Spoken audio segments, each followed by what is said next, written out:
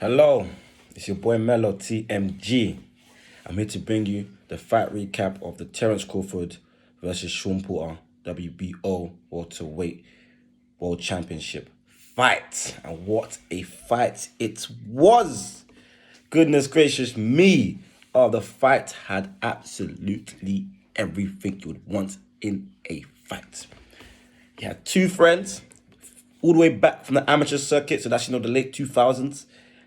The same age, they're pals, but they put that to the side because there was business to take care of, there was business to handle. They put that all to the side, and they put everything on the line. And the fight, like I said, had everything. The fight was dynamic, excellent display of skill, excellent display of skill. The footwork, the speed, the feints, the fakes, the punch selection, the punch dexterity, body and head. Ooh. See, I stayed up late for that one. I'm recording this from the UK. I'm from London, Southeast London. Rise up, but oh my days, that fight was phenomenal. Oh my gosh, take me back, for sure. Even they had headbutts. Both guys got cut through headbutts. The fight had absolutely everything. It had the banter, the posturing on both sides. It was a great fight. As we know, or you should know now, if you don't know, get to know. Obviously, Terence Crawford moves up to 38-0, 29 KOs as he stopped Shawn Porter for the first time in his career in the 10th round TKO. But yeah, we'll touch on Crawford first. We'll touch on Shawn Porter later. That's how I like to do my fight recaps. Touch on the first fighter first, touch on the second fight later. And then obviously at the end, some other stuff like miscellaneous, as they say, talk about some stats and numbers and finance, because I like finance. But yeah, Crawford, he came out to LL Cool J, I'm bad, and boy was he bad. He was bad on the night, and bad in a good way, not a bad way, by the way. Hopefully you guys understand that. I mean, at first I was thinking, is he actually focused? Because like I mentioned before, he was talking about, or not talking about, he was showing, he was pondering, he was posturing. He was getting away from his game plan. The game plan from his corner was, get in your boxing, use your skills, the power, the punch selection, boxing the outside or outside-ish, out of Shawn Porter's range, because he's just shorter man, shorter arms. Just use your skills and your physical gifts, and the knockout will come, because Shawn Porter makes a lot of mistakes, more on that later. But yeah, he shut me up because in the 10th round, I think before the 10th round, in the corner, they were telling him he was down on the scorecards. And to be fair, it was very possible.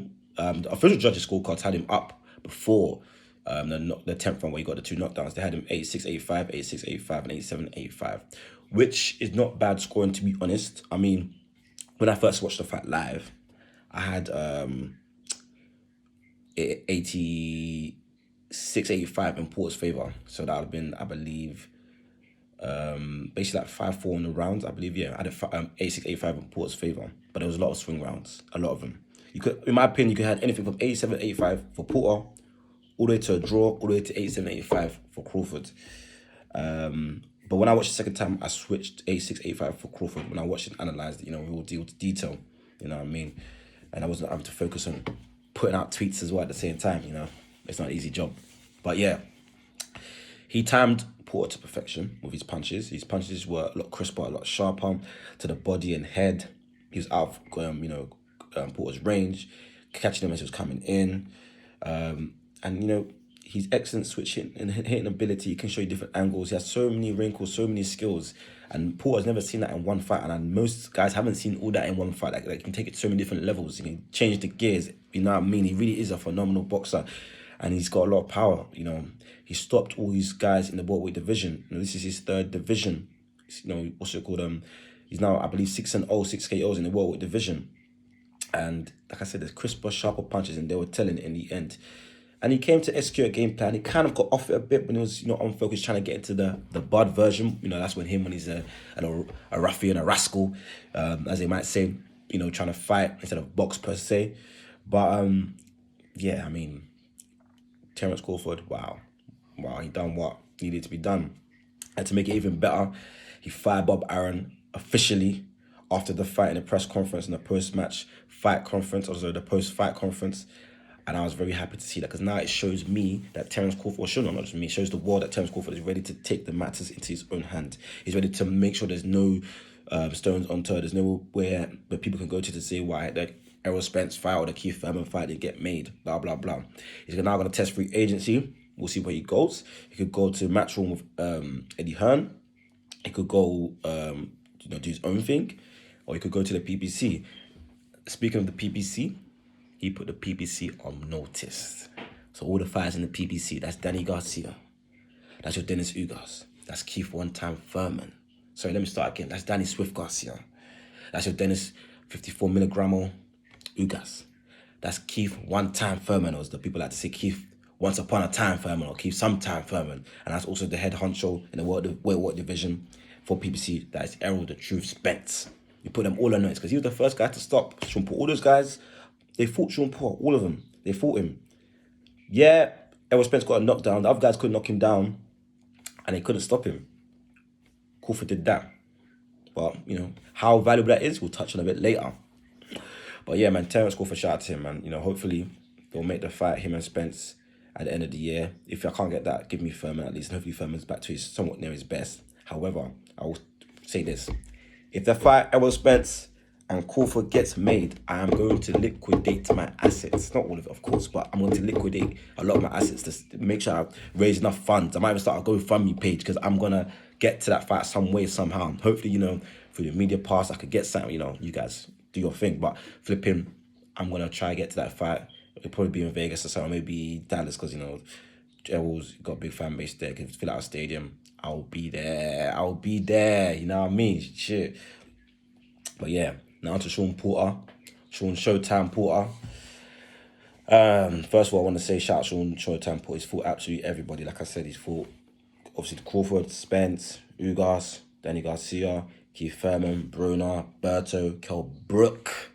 He fought Kell Brook as well, who, in my opinion, if he didn't make the wrong decisions in terms of fighting Golovkin too early, he'd have been right up there with Spence, Crawford, Keith Furman. It would have been probably around Keith Furman's level, who knows, but it would have been right up there basically with those guys, mixing it with all of them. But he's fought absolutely everybody. Also Malignaggi as well. He fought absolutely everybody.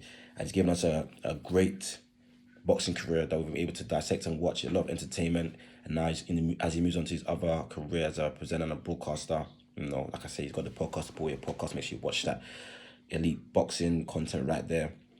As he moves on to other things, I just want to, congratulate him and, say thank you for all the great moments. But yeah, he's obviously since retired. He moves down to 31-4 and 1 with 17 KOs. He started the fight like a house on fire. I mean, as soon as the first bell rang, as soon as he got within distance, he stepped into Crawford and he hit him with a jab or a cross, I can't remember, but he just punched him straight away. And, he was showing controlled aggression to begin with. And his athleticism, he's probably the most athletic in the whole division because he used to be a footballer. I mean, he's quick, pivots amazing. I mean, step right to him, he's a wrecking ball. The footwork he was displaying was immense. He done his thing. And also, what he did do, he said at the end of his post-fight conference, he said that, especially when he was talking about his retirement, he didn't want to be a gatekeeper. What I would say about Porter, this may sound bad, but it's also very true. He's the ultimate gatekeeper. That meaning, when there's elite fighters like a Spence, a Crawford, once upon a time a Keith Furman, once upon a time a Kell Brook, those guys who have the athleticism, maybe not as athletic as Porter, they have the punch power. All of them have more punch power than him. They have the skills. They're all more skilled than him. They will beat him. The fights will be close because Porter don't give up. He'll give it his all. And because he's always in excellent condition, he doesn't give up. But the fights will be close. But like I said, all four of those guys, they're the only 4 losses on his record. You could argue Ugas, but they're the only 4 losses on his record. And in my opinion, those guys, especially Furman and Brook, like I said, if they stayed 110% healthy and, made the right decisions, they'd have been signed Akin to the 4 Kings. Maybe not as good, but they'd have been a very good replacement. The 4 Kings being Duran, Hagler, Hearns, and obviously the cream of the crop, Sugar Ray Leonard. So we're going to see who's going to be the Sugar Ray Leonard of this division, but I digress. Porter, like I mentioned, he's not quite at the skill level, not quite at the class of those guys, and he makes too many mistakes, and those guys will make you pay.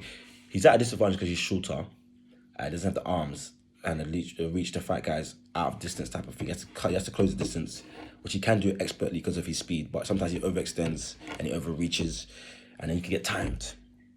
And he lunges, and that's what Crawford done to him. That's what Spence done to him. That's what Keith Thurman done to him. That's what Kell Brook done to him. And like I said, he got dropped twice in the 10th. It was unfortunate. Crawford expertly, the step back like James Harden. The step backs were clean like James Harden. Bow to the body, to the chest, the head, and collision, opposing forces. Boom. The impact is even doubled at least. And after the 2 knockdowns in the 10th, his dad got on an apron and waved the white flag through in the towel. And it was even more scenes after the fact where his dad, Kenny Porter, shout out Kenny Porter, is a real one. He said, he said his son didn't prepare like he wanted him to prepare. So that's when he saw those sort of things happen. He was more than willing to, throw the towel in early. And that's what he did. And it's unfortunate. Because Porter said conversely that he wanted to leave it all for fight night. Obviously, as you get older, you've been to many wars, war-torn. He's got a lot of scar tissue around his right eye, which cut through the head, but I believe, which is funny because, ESPN who were covering the fight, they'll say, oh, Porter is so tough, blah, blah, blah. And they'll say he's got a lot of scar tissue over his eye as well. They say, so tough, such a great fighter, but, the scar tissue shows that he's been in many wars and maybe not in his peak moment, but, don't let the truth get in the front of a good story, or get in the way of a good story, Before I close on Porter, the one thing I like to say, even though he has a lack of skill and he's a bit shorter than those other guys, because and that's probably why he fights in welterweight, because he shrinks down from 160. He used to fight around 160 in the amateurs, and he really shrinks down because, the size difference is really mad, isn't it? But also as well, he lacks real punching power. If he had solid power, and his 17 KO is kind of a testament to that. But if he had solid power, he might be one of those 4 guys, because he hit them more than enough times. If he had solid power, but he never dropped any of them. If he had solid power, that would have made up for his lack of skill. They made up for the skill disparity. But yeah, we go into the stats and the facts. So overall punches in Crawford's favour, 98-79. Body shots, which was the telling thing, 28-9 in Crawford's favour. Jabs, 33-12 in Crawford's favour. Power shots, 67-65 in Porter's favour. Like I said, if he had real punching power, he might have stumbled Crawford. He might have knocked him down. Crawford's been down unofficially against Meme Machine. He can get hit, he can get clipped. You know what I mean?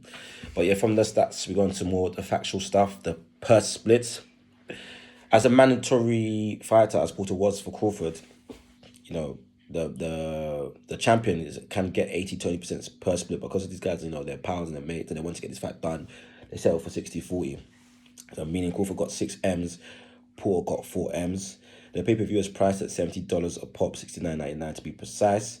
Apparently, they sold 135k in pay-per-view buys, which is, again, one of the reasons why Crawford left Bob Arum top rank, because they don't promote him properly. I mean, Bob Arum struggled throughout the test of time to promote black fighters properly. Him, actually, himself, not them promote themselves, like Ali and Hagler and other guys, and Mayweather as well. Him himself struggled to promote black fighters, but that's a story for another day. We're going to go into more detail about that. So from pay-per-view alone, they amassed $9.4 million. They should be getting more. I mean, Canelo and Plant got around 800k, but it is what it is. The attendance of the, I think, Macala Bay Ultra Arena, that was 11.5k roughly. They haven't really seen how much the gate done so far as of yet, but it probably done very good numbers. And then probably definitely made more than the 9.4 million of the pay-per-view. But yeah, to close, before we close, this is what Crawford said. Obviously, like I touched on before, Crawford fired Bob Arum. He changed changed promoters. And he said this, do you know what I mean? Not only with fighters, but also with pay-per-view. Like, for instance, me and Shawn Porter fought on an app. There were so many people that were telling me they don't know how to get the app on the TV.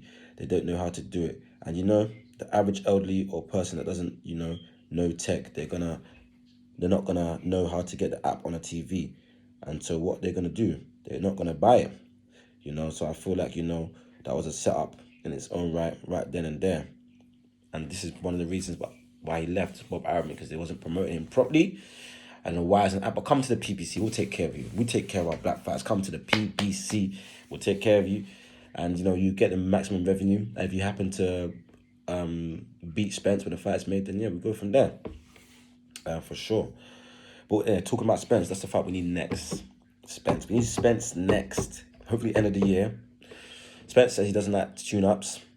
With his eye injury, And with his obviously car crash, which is taking the pound of flesh out of it, which also Porter did, takes the pound of flesh out of everybody. Me personally, I would like to have a tune-up fight when he's ready before April. Hopefully, he comes out that clean. Then this time next year, they make the first fight, and they do have at least an option for a second one. More time I want to see back to back, because this is like Max Kellerman said, this is the biggest fight in boxing. Sorry, this is the biggest fight in combat sports when you consider all factors. You've got two elite fighters in their prime, both undefeated, both pound for pound contenders, both on the cusp of becoming all-time great fighters. Let's make it happen. They're both highly skilled. They can pretty much do it all. Fight, box, fight distance, fight on the inside. So let's make it happen. But yeah, it's your boy Mello, TMG. Make sure you like and subscribe. Listen to us on the YouTube. For sure, if you heard this from a clip maybe on Twitter or Instagram, please make sure you follow us on all socials, and also like and subscribe and share as well. Listen to us audibly, the episodes, Apple Podcasts, also Spotify as well. It's your boy TMG Mello. Let go.